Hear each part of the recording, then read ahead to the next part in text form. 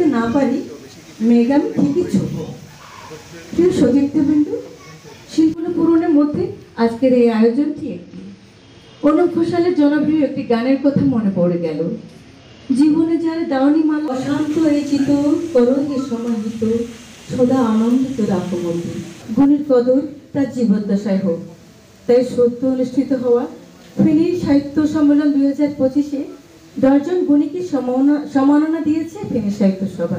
কিন্তু নতুন সংগঠন হলেও ফেনী সাহিত্য সভা খুবই ব্যতিক্রমী কিছু কাজ করছে, বিশেষ করে নিয়মিতভাবে পাঠচক্র পরিচালনা করা। এই সেলিম আলদিন স্যার আমাদের এই মাটির সন্তান। তিনি তার লেখায় আমাদের এই অঞ্চলের মানুষের জীবনযাত্রা, সংস্কৃতি, তাদের জীবন সংগ্রামের কথা তিনি অত্যন্ত সুন্দরভাবে তার নাটকগুলোতে তিনি তুলে ধরেছেন। ইঞ্জিনিয়ার দায়িত্ব সভায় আমরা আজকের এই অনুষ্ঠানের জন্য সাহিত্য সভাকে অনেক অনেক অভিনন্দন জানাই। আন্তর্জাতিক অঙ্গনে বাংলাদেশি হিসেবে এবং বাংলা ভাষাভাষী হিসেবে আমাদেরকে একটি ভালো অবস্থানে আমাদের পরিচিতিটিকে তুলে ধরার জন্য শিল্প সাহিত্যের পৃষ্ঠপোষকতা প্রয়োজন এবং প্রয়োজন আমাদের গুণী মানুষদের কদর করা, সমাদর করা, তাদেরকে সম্মানিত করা। কারণ আমরা জানি যে দেশে মানুষ গুণীর কদর করে না, সে দেশে কখনো গুণী জন্মায় না। আজকে আমরা এখানে আসলে যাকে সম্মানিত করছি তাকে সম্মানিত করার মাধ্যমে, সম্মাননা দেওয়ার মাধ্যমে প্রকৃতপক্ষে আমরাই সম্মানিত হচ্ছি।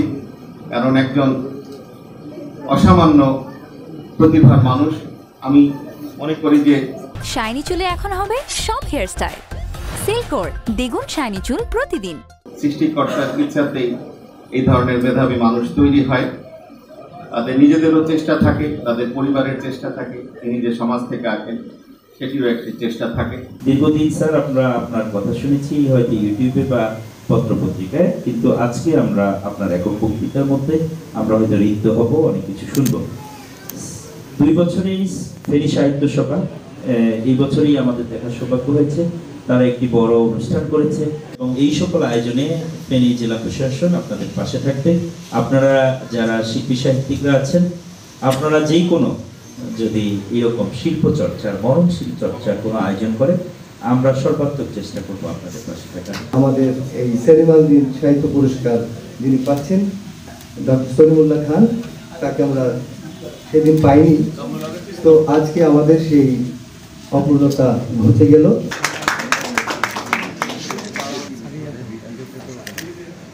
এই উত্তরীয়টা ডিজাইন করেছে যিনি এখন উত্তরীয় পরিয়ে দিচ্ছেন। আলদিন সাহিত্য পুরস্কারের 50,000 টাকার চেক 50,000 টাকা তুলে দিচ্ছেন। আপনারা সবাই তালি দিয়ে স্যারকে অভিনন্দন জানাবেন। আজকে হলো মে মাসের 20 তারিখ 2025 সালে। আমি এই পুরস্কার পেয়ে যদি বলি, আমাদের অ্যাডভোকেট জিয়াউদ্দিন সাহেব বলবেন এটা তো আপনি স্তুতি করতেছেন। আমি তো স্তুতি করি আপনার অনুমতি নিয়ে। আমি তো অভিভূত বোধ করছি, মানে এত প্রশংসা অভিভূত হচ্ছে, আপনার উপরে ভাব নাজেল হয়েছে আর কি, মানে উপর থেকে এসে পড়েছে। আমি আপনাদের কাছে কি একটা শব্দে প্রকাশ করবো, কৃতজ্ঞতা।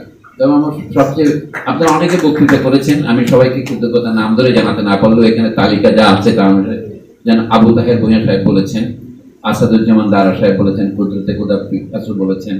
সবচেয়ে ভালো লেগেছে আমার দিলদার রহমান কবির কথা। ওনার বক্তৃতাটা একটা কবিতার মতো, কিন্তু যদি আপনি লিখে দেখেন এটাতে কবিতা হবে।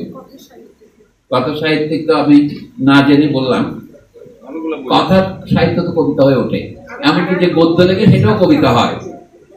আমার কবিতা মানে আমি মানুষ মাত্রই কবি, আমি এটা প্রচার করার চেষ্টা করছি বহুদিন। আমাদের ছাত্র আমাকে বললো, ভাষা আমার ভিতরে প্রবেশ করে না আমি ভাষার ভিতরে প্রবেশ করি, এটা নির্ণয় করা কঠিন। কাজে যে শিশু বাক্য রচনা করতে পারে আমি খাই না আমি খাই, শিশুটি করে জানিয়ে ব্যাকরণ, এই যে আমি মনে করি আমার প্রাপ্তের চেয়ে বেশি। আমি আপনাদের প্রতি শ্রদ্ধায় মাথা নত করলাম। আপনারা ভালো থাকুন, দোয়া করবেন।